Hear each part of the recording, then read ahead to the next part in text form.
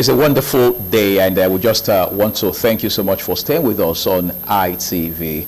I'm Uyag Mofwebe, and this is Road to 2019. That road is not so long anymore, I mean, in a manner of speaking, because issues continue to emerge on a daily basis along that line, and we just think one way to make sense of it all is to get to talk about these issues and, of course, bring people who are key players as far as these issues are concerned, so they can help us create context, help us establish perspectives, and of course make sense of all of these conversations. A lot has happened in the last 7 days, that is in the last 1 week, and we think it's only on point, as I say, for us to talk about those issues and be able to put them into the right perspective. Come 2019, I mean, Nigerians will be going to the polls, and of course they should be able to exercise their franchise. But up until that time, it's only normal and natural that we'll continue to talk about the issues that will form the build-up up till that time. One of such issues is the vote buying elements, conversations everywhere about people selling and then, of course, buying PVCs. We saw this play out, for example, in particular in Edo State in 2016. Analysts and, of course, concerned Nigerians have said that this portends not just evil, but some destructive elements for the electoral process in this country, because it's not just unfair, it's unheard of for people to buy and sell PVCs, and that has a lot of ramifications for the electoral process in Nigeria. And then, of course, propaganda too is another very key factor that's beginning to become of concern to many people. Of course, we have an array of those individuals vying for the office of the president of this country. Will propaganda be the way to go? Is it the right tool to be able to put this discussion in perspective? Because Nigerians want to know exactly what whoever ultimately emerges the president come 2019 will do for them, from education to healthcare, to transportation, to agriculture, and all of those other key sectors that affect the average Nigerian every other day. How will those issues be addressed? Let's not even mention basic infrastructure like road, like water, pipe-borne water, that is. Those are the things I'm sure Nigerians want to hear as far as this campaign and electioneering are concerned. So basically, we're going to be having all of that issue discussed this today on the program, and of course we're very sure you're going to have a return on your investment of time spent on this program. I'm joined by a politician and someone who currently holds public office and is here to help us create a handle on this issue. I'm joined by the legislative leader of Ego Local Government Council. Is no other person than Honorable Kindness. I'm trying to Emigare, yes, Osabohen. Thank you for coming on the program. We appreciate it. Good to be here with you. It's always a pleasure. Great. Of course, you're a politician, and you've been able to vote over time, and of course, you've also been able to watch people vote in this country. You've seen elections come and go. You've seen people come into office. You've watched people leave office. But some persons have said the 2019 election ultimately will not be same as all the other elections that we have seen. What are some factors you think, from your standpoint, will make that difference this time? Thank you very much once again. Yes, 2019, when we were talking about it 3 years ago, it was as though that day will never come. Right. But right now it's here. It's about 70 days or 22 days before the elections. One thing is clear. Nigerians must begin to ask fundamental questions. And we must begin to ask ourselves what can be done differently. I think the election is about what can be done or what should be done differently. We have had it, we tested democracy first between 1979 and 1983 before military interventions, and again since 1999 to now, up to a space of about 20 years. And we have had elections, first 1999, 2003, 2007, 2011, and 2015, and of course, we're having the next election in 2019. So we have had it. Nigerians who voted in 1999, many of them are still very much alive. Right. Politicians who contested election in 1999, many of them are still very much alive. And of course, many of them are in this race, you know, and they are saying they want to continue to run the affairs of this nation. And there are so many other new persons coming on board to say, yes, we have had people done it before, but there's a new way we believe that things should be done. So those are the issues that are going to play out in 2019 elections. Let's talk about, you've talked about how that we've had elections in this country uninterrupted since 1999. That's true. Yeah. So we've done almost 2 decades, essentially, in what some persons have called uninterrupted democratic experience or experiment that we're having right now. But have we come a long way in the last almost 2 decades? Has it made sense, really? Because you see how people saying military regimes were better. I mean, how much of sense do you find in that? Well, no matter how good a military regime is, it can be compared to democracy because of the basic fundamentals that are inherent in democratic principles and good governance. You can't compare it. They are worlds apart. But however, it is not yet Uhuru in terms of our democratic experience, to use your word. Right. But it's been evolving, it's been getting better over time. For instance, up to 2015, we never believed that it was possible for an opposition to unseat a city president. It was you can't really even think about it. But again, it happened. I have friends who put a lot of money to take a bet that it is not possible for opposition to win the election. But again, it happened. I believe very strongly that 2019 we are going to have a very improved elections. Okay. Having said that, let's look at the fact that President Muhammadu Buhari of the APC and, of course, former Vice President Atiku Abubakar of the PDP are not the only horses in the matter of speaking in this race. Let's look at the other contestants from the other parties. It will appear, relatively speaking, they are faceless. But does that make any difference in this narrative of the 2019 presidential election? I think it does. I think it does. Youths of this country, who constitute 60% of the voting population, must begin to put on their thinking caps and begin to see the need for alternatives. Right now, you're talking about President Buhari and Atiku Abubakar as the major contestants. Right. But those are just presidential contestants or presidential candidates. But of course, we have the House of Assembly candidates. We have the House of Reps candidates. We have the senatorial candidates. So it's not just about these 2 people. So Nigerians must look beyond these 2 people and see the need for them to look for an alternative. Where PDP and APC, it must not be PDP and APC that must produce. I'm a politician. Right. I'm on the APC talk. But I'm a young person. I believe in the future of this country. And I believe that the APC, my party, have produced, the best candidates for the elections. But that is my opinion. But the decision is for Nigerians to make. And I think they must begin to look for an alternative. Third alternative, if the need arises. But I believe that as a party, we have produced the best candidates and we have fielded the best candidates. And I think the onus is now on Nigerians. Every time you hear people say that youth in this country are not ready, they're not ready to take up leadership roles, what is usually your first reaction? Well, I'll tell you a story. I read this. It's humorous, but let me narrate it to assist us. A guy walked into a restaurant, and in the restaurant it was written, eat and drink as much as you can, your children will pay.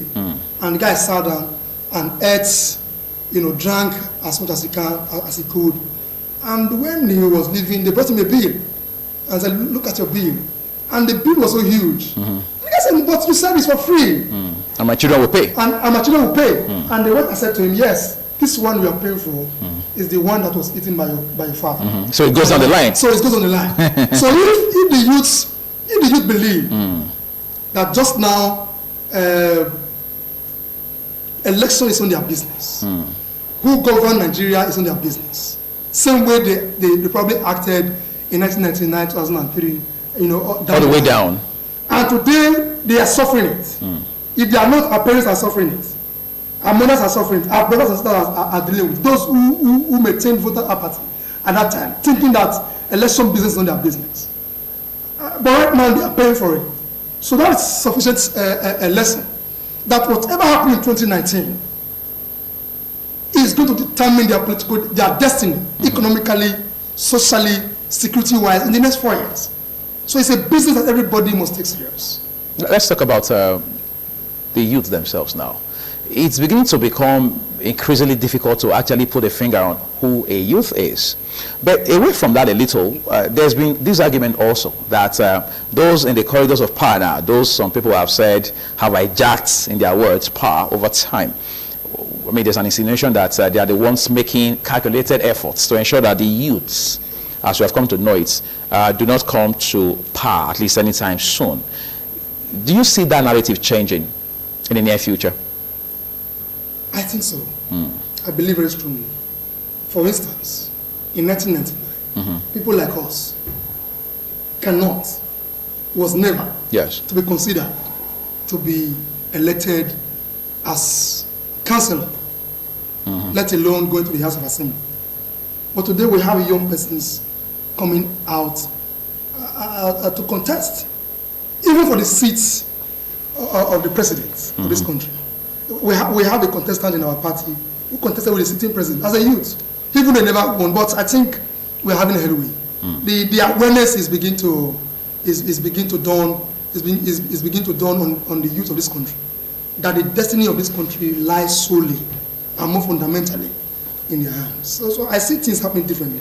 We have across political parties, where candidates of 30, 35, are feeded for elections. That hasn't happened in this country. But yes, there are older persons coming up. I am not one of those who believe that it should all be left for the youth, because you can't do it with experience. But the youth must understand that the role they must play in this one, it's a very enormous one, a huge one. And they can't leave it to the older men alone. Because yes, in 1999, for instance, you can imagine my age in 1999. And that time we were hearing that the youths are the future of this country. And today, those who were saying that we are the future generations, or how do they say it? The youths are the future leaders of tomorrow. Of tomorrow, right. But those who called us leaders of tomorrow in 1999 are still in the race in the year 2019. 20 years down the line, right. And a child that was born in 1999, today will be voting. And you said that they are the future leaders of tomorrow. Yes, the leaders of the country, the elders, are not willing to relinquish powers to the youth. And the youth too must understand that freedom doesn't fall on your lap. So there's a price for it. There's a price for it. You must take the bull by the horn. You must understand that it's your destiny and you must fight for it. Because if you don't, we will have a case where you have 99 years old man coming up to contest as president and House of Assembly members in this country. And that's an indictment on the youths. It means the youths are not doing enough. If at this age and time. But some persons have said doing enough would also include the youths deliberately building capacity to take on leadership role. That is not enough to run for office, to campaign and run for elections. But the youth must be able to have, in a manner of speaking, broad shoulders broad enough to take up public responsibilities. Are the youth making attempts to educate themselves on civic duty, on the demands of leadership, especially in our contemporary times? I would say yes. I would say yes, that a lot has happened over time. And that beyond just television and radio education, we now have the social media, which was never there in 1999 and even the years after. But today, the youth are exposed to these things. That even you don't even need somebody to now tell you what is happening, for instance, in France. That it took a 39 years old man in France to contest an election, and he won as president of the country. You don't need somebody to tell you that, because the information is sufficiently in the public domain. But we essentially don't have the same circumstances in France as we do in Nigeria. We will get there. We will get there. And that is why we must begin to de-emphasize the politics of money. Is that possible? It is possible. It may not happen overnight. Because the argument has been that electioneering is expensive and Nigeria is no exemption, so we have to live with the fact that that's what it is. And that is expensive. Is it exclusively for Nigerians? Is it not expensive in France? Is it not expensive in America? Is there anywhere in the world that elections are run for free? So how can the youth who probably do not even have enough money to survive, I mean, who can barely survive, now have the money? It takes another youth to give him support. Okay. To achieve that. So there has to be synergy amongst the youth. There has to be synergy among the youth. The youth must understand that my destiny is interwoven with his own destiny. That what happens to me right now politically, security-wise, socially, economically, is tied to his own political destiny. Therefore, if I'm the one that have the opportunity to be there, have the opportunity to like in your words, to be able to rub shoulder with those who have hijacked the system to themselves, I will need the support as a youth to say, this is my generation. Not what the other generation is able to pay right, or induce me with. Because that will go with time. But my political or my social destiny that is interwoven with yours will live or probably outlive us. Let's talk about a different issue now. The ceiling, as it were, on campaign has been lifted on the 18th of this month. So it's now official. Everybody running for office, and of course their political parties, can campaign and make all the promises to the electorate. What should we be talking about differently now? Are we supposed to be talking about the regulars, roads, schools, hospitals, and every other basic thing that we naturally would hear politicians talk about in a season such as this one? This is the season of talking. And you can't take talking from politicians. Okay. Politicians will always speak. But if you keep repeating one thing over and over again, I must begin to understand that you're not sincere with me. The issue of roads, those basic infrastructures, roads, pipe-borne water, has been one thing that successive election and candidates for elections have continued to talk about. And I think we must begin to look at something different. Because we have had that over time. I've had people say, government say that he provide roads and water. That's what you are elected to do, for God's sake. If you tie a road into my village, it was because I gave you my vote, and that's what you are elected to do.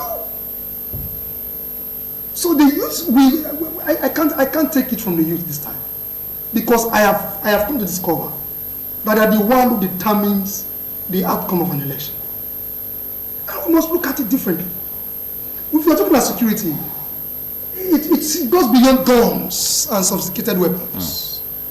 We must look at digital way of dealing with security issues, which of course has not been very prominent in campaign discourse. And issues electionary campaigns must be issue-based and not personal attacks. Because those who are elected into political office are elected to serve the people. And if you are not serving the people, you are not doing yourself, if you are serving the people, you are not doing any special favor. Because it was them, first of all, elected you to do that. You are not doing anybody any special favor. You are doing, it's like employing you. You work for ITV, not so? You work for ITV. Of course. And you get paid for it. Do you expect ITV now to now come and be giving you special thanks for working for them? You are paid for it. And you don't thank them either for paying you because you're working for it. So I think we must begin to understand it. That political office holder have social contracts with the people. And the social contract is to deliver dividends of democracy, democratic dividends. And if you are doing that, you are doing what you are paid to do. That's something special. That social contracts, some persons have argued, only ends on paper, or at least in rhetorics. In practice, it's an entirely different ballgame.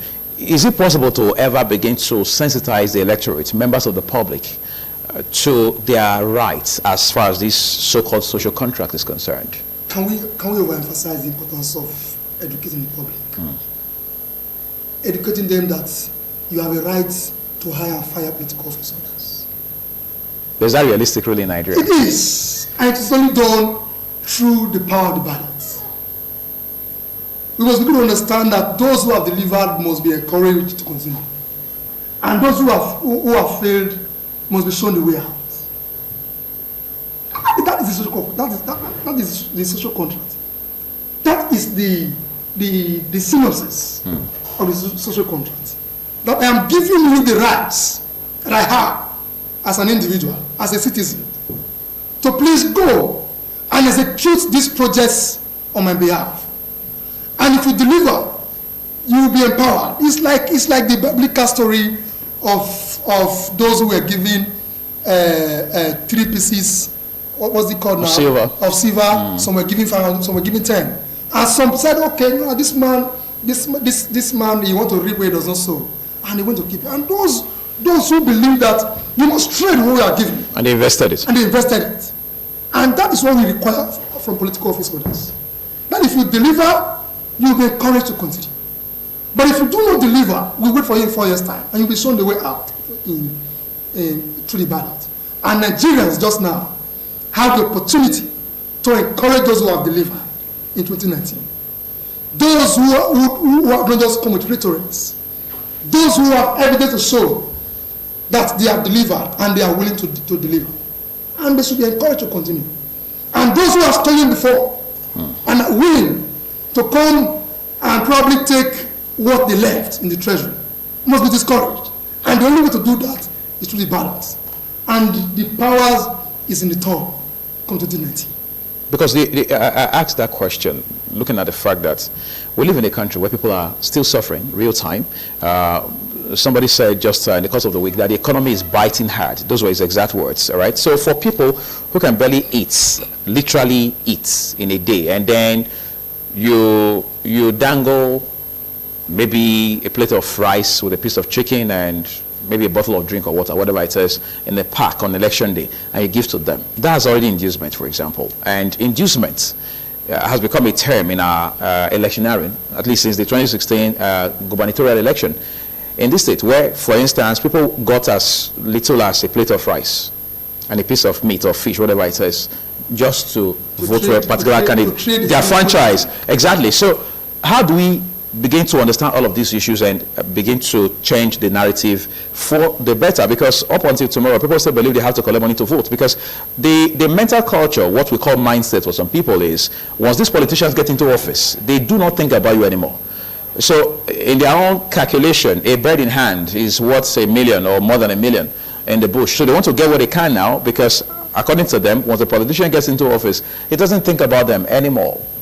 What are we saying to people like that, people in that category? That is where you and I come in. Education, awareness, the need to let him know that if you collect 3,000, 5,000, maybe 10,000 as the case could be, and it won't last you for the next 48 hours, but you suffer for it for the next 4 years. It's a simple message.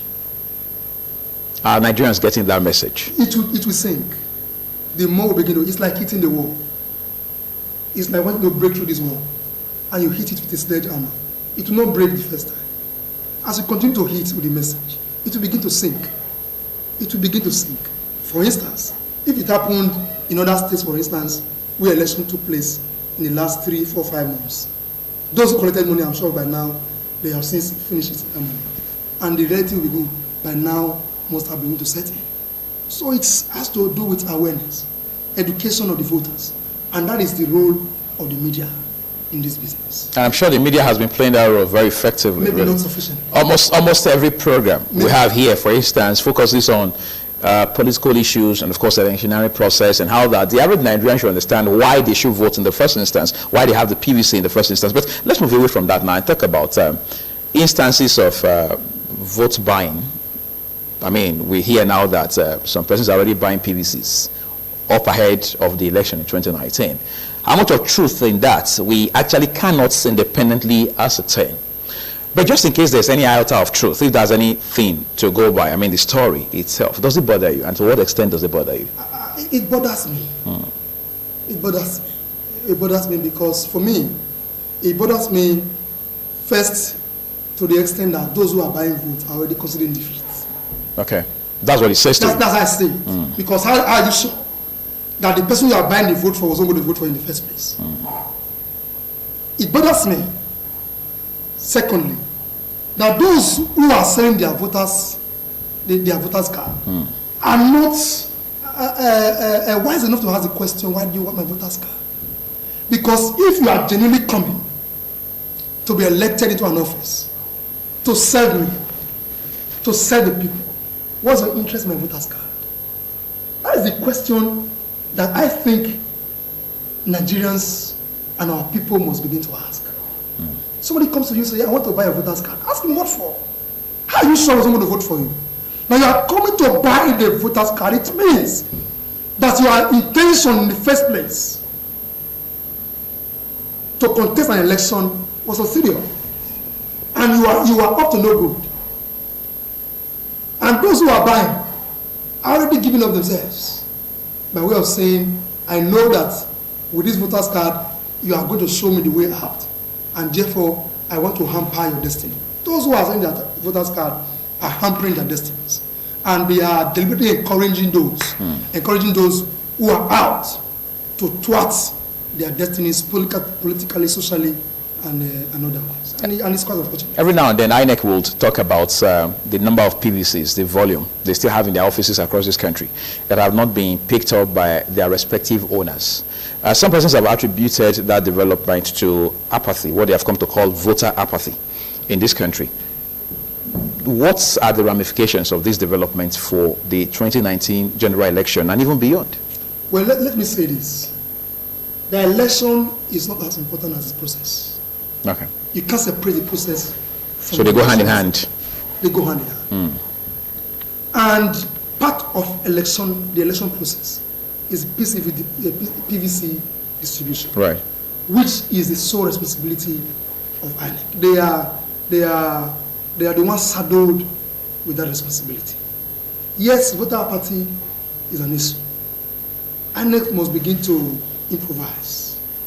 If it takes them taking these things to their houses or sending it through proxy, through their trusted representative, to ensure that people get this thing. Now look at it. Why do people not go to INEC? Because he believes that, okay, why should I go to INEC in the first place? Because whether I vote or I don't vote, the vote has been counted. But that's not INEC's business. I mean, when politicians induce voters. It is INEC business. Because does the INEC not have powers to prosecute election offenders? But most times, the INEC officials won't be there when the politicians approach the voters, and maybe some persons, but some proxies who are expected to influence the voters ultimately. You say they won't be there? I mean, in all likelihood, because we understand that some of these arrangements are made even before the election day itself. Is it possible for us to have a fair election without collaboration with INEC? You can't separate it. For election to be successful, we need a working INEC. If election fails, it is the man that is settled with the responsibility of conducting the election that has failed. But I said that the election itself is not as important as the process. And the process, as it were, involves distribution of PVCs. The onus is on INEC. How they do it, I don't care. Because they are saddled with their responsibility. And if they are unable, they should leave the job. And let us get those who can do it. And what do you think they should do? Education of voters. How much of it have the INEC done? How much of voters' education has INEC embarked on? Beyond you, who is a media practitioner, who out of your way goes out to say that, educate the public, has INEC done any paid alert on the need for on the need for a voter not to sell his PVC, on the need for every voter to leave their home to go and collect their PVC, because that is where their power lies. The onus is on INEC. You can't take it from them. If people get their PVC, I must continue to blame INEC. If they don't, If they get it, we praise them. If they don't, we must prosecute them for their failure. So it's unending. I know you are not a lawyer. You may not be substantially familiar with the Electoral Act. Yeah. But I've spoken with lawyers. I've also had to talk with politicians like yourself. Most of them have raised concerns about certain aspects of the Electoral Act they think must be amended if we must get it right with our electoral process. I'm saying this in light of what you alluded to a while ago when you talked about how that the process itself is not of less importance than the voting itself, of which is the election day and the outcome. Yes. So if we get it wrong with the process, ultimately the outcome will be wrong. That's what you're saying. Yeah. Have you ever had thoughts about the Electoral Act and how that we may have to rejig it in some ways? Of course, I believe that very strongly. And that there are a lot of deficiencies in the electoral act, which must be looked into by the National Assembly. Okay. And right now, the 8th Assembly, the 8th Senate, and the 8th National Assembly are looking into that. And I'm sure they are working in collaboration with the INEC. And like I said, this thing does not happen overnight. Right. But we are on course. The nation is on course, and our democracy is evolving. It's not yet to rule, but I think we are having a headache. We're going to talk about. We're going to take a break in the beat, but let's talk about manifesto quickly. Of course, you are a party man, and you're proud to say that every day. We can't have elections. We can't have people running for offices as it stands right now, given our political reality, without the contestant themselves or the candidates being affiliated with political parties. But it will appear in Nigeria, it is the contestant themselves, that's the candidate themselves, who, well, for want of better words, formulates the manifesto and, of course, propagates and advance the manifesto. Whereas it's supposed to be the party that formulates the manifesto, conceive of the manifesto, and, of course, sell that manifesto to whoever wants to run on the platform of that party. A lot of analysts have argued vehemently that because we're not getting it right with manifesto, it's near impossible for elected public office holders to deliver on their campaign promises. Do you share those thoughts? I don't share those thoughts. I don't share those thoughts, particularly for the fact that I belong to a political party. Okay. Where we believe very strongly in our manifesto. And you recall that in 2015, this administration had 3 cardinal points that they were hammering on, and that is security, economy, and what was the third one? Security, economy, and corruption. Right. And I think Nigerians right now will be the better judge to determine whether the government have delivered or not on those 3 promises. We must begin to hold government accountable to their promises. That on the issue of corruption, whether the government is taking the right path as far as that matter is concerned. Or not. On the economy, whether the government is delivering or not. On security, whether the government is delivering or not. And all that questions will be answered in 2019. Okay, just before we get to 2019, we're going to continue the second half of this discussion a bit. I've been talking with someone who is a key player as far as the political space is concerned. He's the leader of the legislative arm of Igor Local Government Council. This Honorable Emigari Usabo here. We're just going to push this conversation a bit further after this short break. Do stay with us.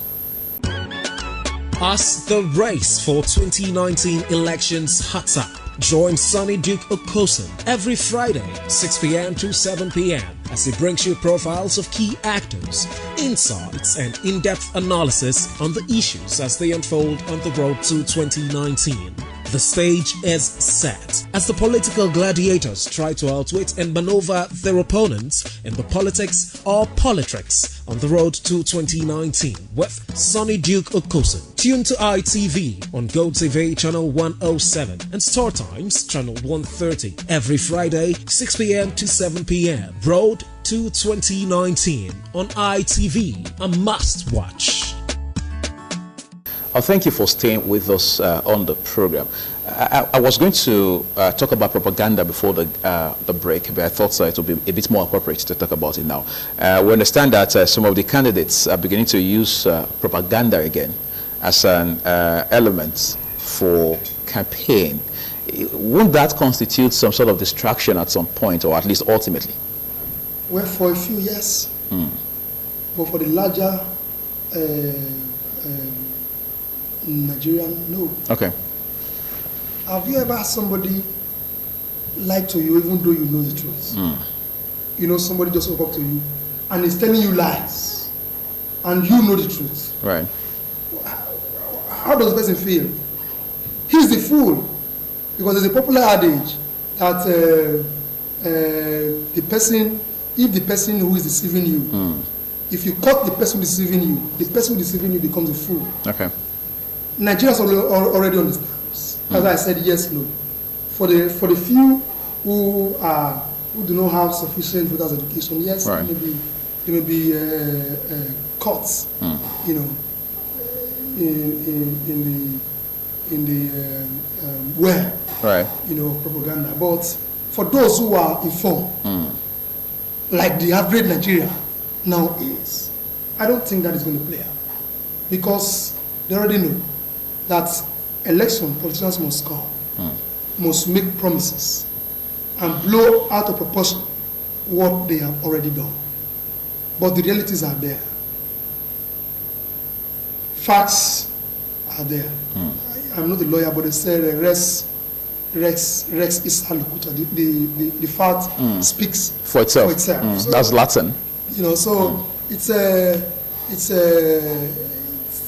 something that I believe won't work this time. We had primaries in this country.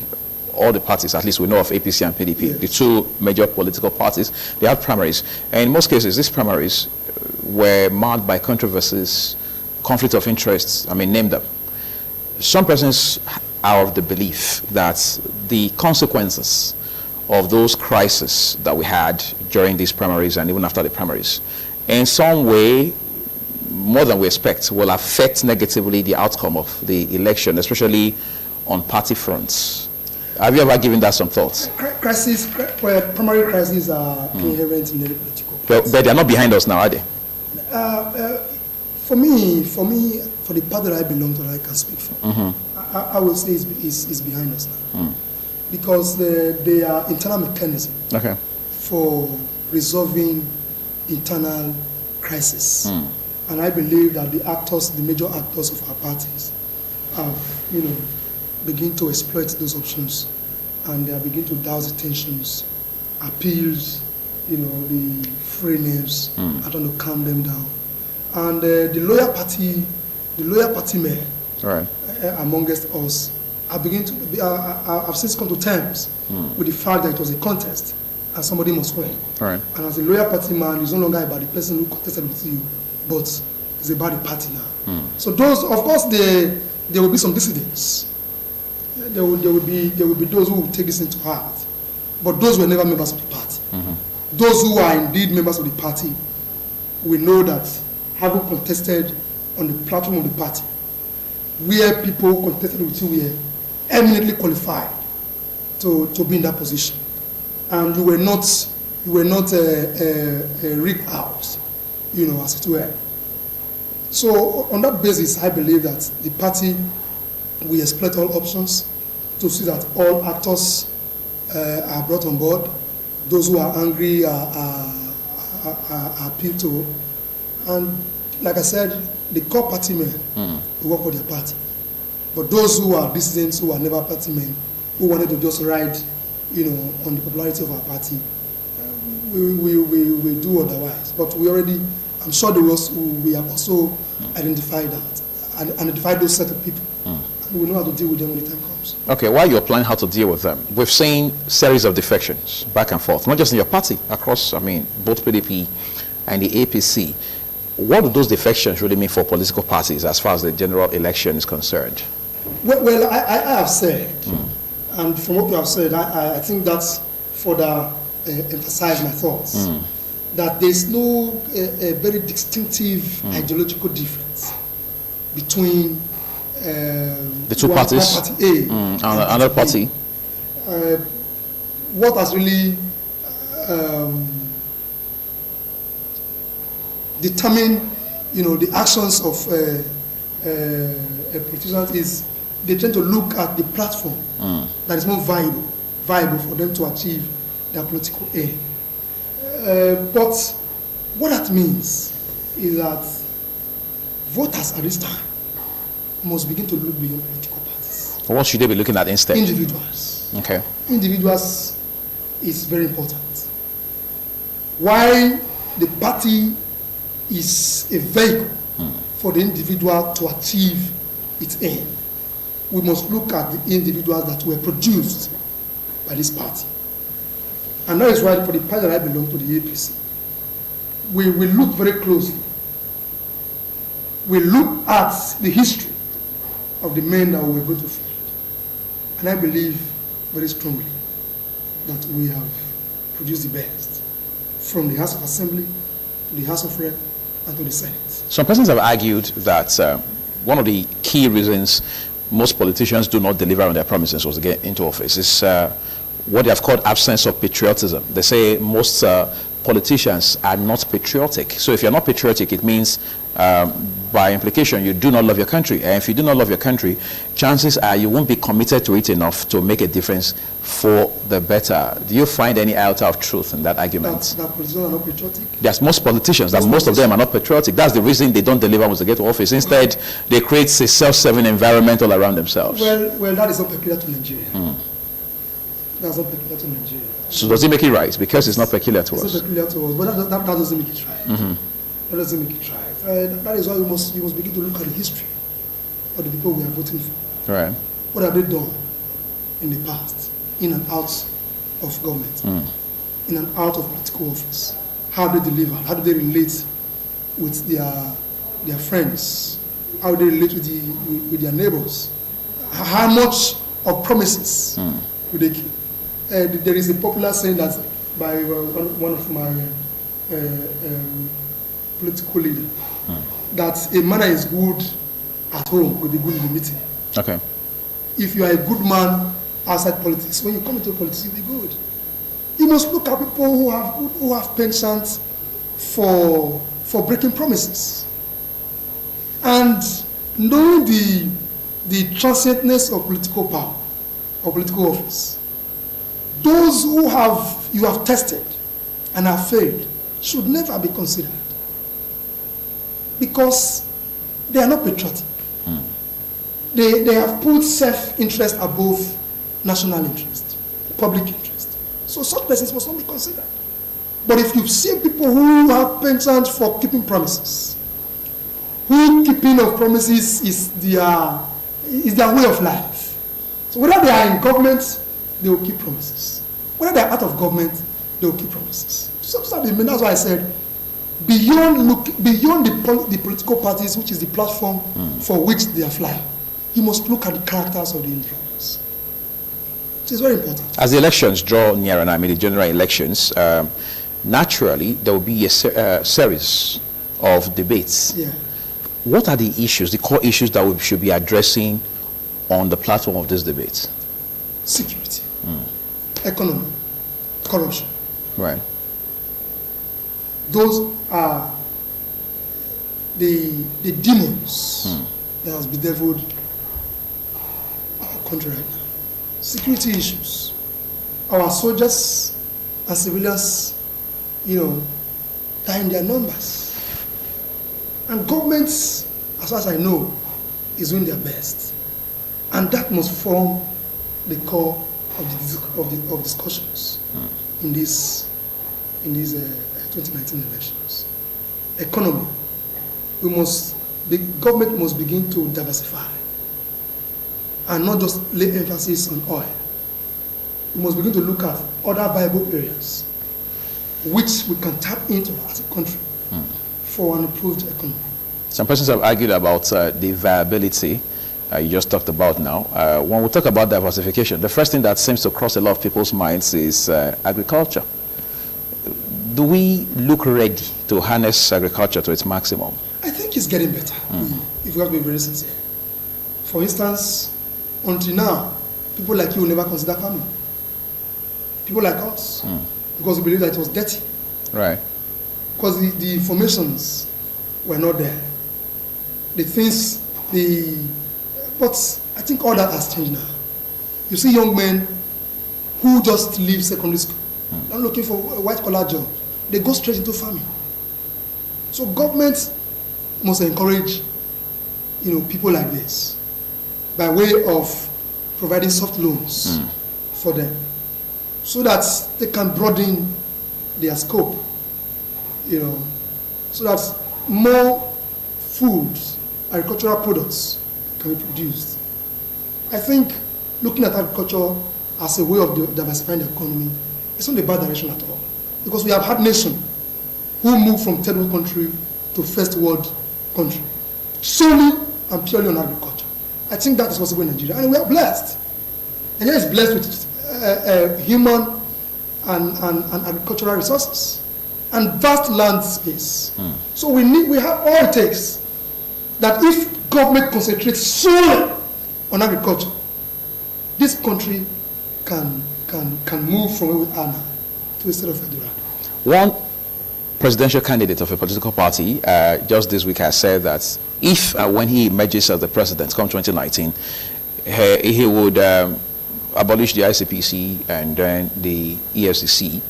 Then, of course, President Muhammadu Buhari, the candidate of the APC, your party, has also talked about how that tens of thousands of schools, or at least thousands of schools, on a yearly basis will be built and renovated. Vice President Atiku Abubakar, on the other hand, the candidate of the People's Democratic Party, has talked about how that he will create about 3 million jobs on a yearly basis. These are lofty goals. Are these just mere rhetorics, or is there any chance we can accomplish all of this? I think that's the right word, rhetorics. Rhetorics. 3 million jobs on a yearly basis. And the question you ask is that why as vice president, how many jobs did he create? But he wasn't elected to create jobs. At least he was elected to support the president at the time. And what did you say he was elected to do? To support. Yes. And how many of such support? But of course, we know the way it's structured. The president will take credit for most of the things done by the vice, just like in the case of the governor, for example. But let him come up and tell Nigerians how many policies he tried to formulate to give to his principal at that time that was turned down. But your candidates also made some promises that some persons have said are not realistic in terms of implementation, like the issue of building and renovating 10,000 schools on a yearly basis. 10,000 schools on a yearly basis? Yes. And you think that is not feasible? Is it feasible? Now, the question you ask me, you ask first of all, yes, but I will ask you, is that the 3 things he mentioned in 2015, yes, has he delivered on those promises? What are the 3 things? Corruption, economy. But under the same government, Nigeria is leading to recession in 2016. But it was not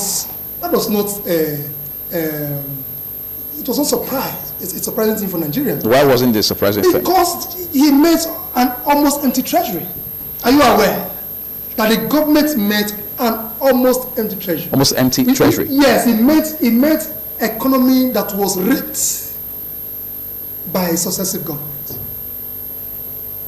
He made economy that was on a life support, and as a president, whose duty it was or it is to make sure that government must not complain, but rather must make sure that the raped economy and the economy that was already on life mission is brought back to life, and that is why the government gradually went into recession. And again, through prudent management of limited resources, the government again slid out of recession. So I think this government deserves some credit in that regard. Let's put that into perspective quickly. You talked about how that this government, we're actually tying it up on the show now, but you talked about just a while ago how that this government, in your words, met an almost empty treasury. But we also understand that as of when this government came on board, for example, of course, before they came on board, they ought to have done some research to understand what the state of the economy was. And of course, government took power, and then the next thing we knew was the recession. But don't forget, keep in mind that this government had also formulated policies, economic policies, in particular, the ones that didn't favor the foreign exchange window. In fact, it's under this government we're having multiple foreign exchange windows, up to 4 or 5 different of them. I mean, all of these have brought about stagnancy as far as our stagnation, as far as the economy is concerned. It's under this government we've had rhetorics about the economy, how that, certain inflammatory statements that have scared investors away, and of course a lot of these persons, they took away foreign exchange from this country, and that affected the price of dollar. I mean, before this government came in, dollar was selling for less than 200. I mean, about 156, 165. It was dangling within that range. But today, officially, dollar is over 300 at the market, over 350 in fact. 256. The point is, even CBN does 305 officially, interbank. Yeah. But the point I'm trying to make with all this is, government will have to take responsibility for whatever happens. I think that's what they call leadership.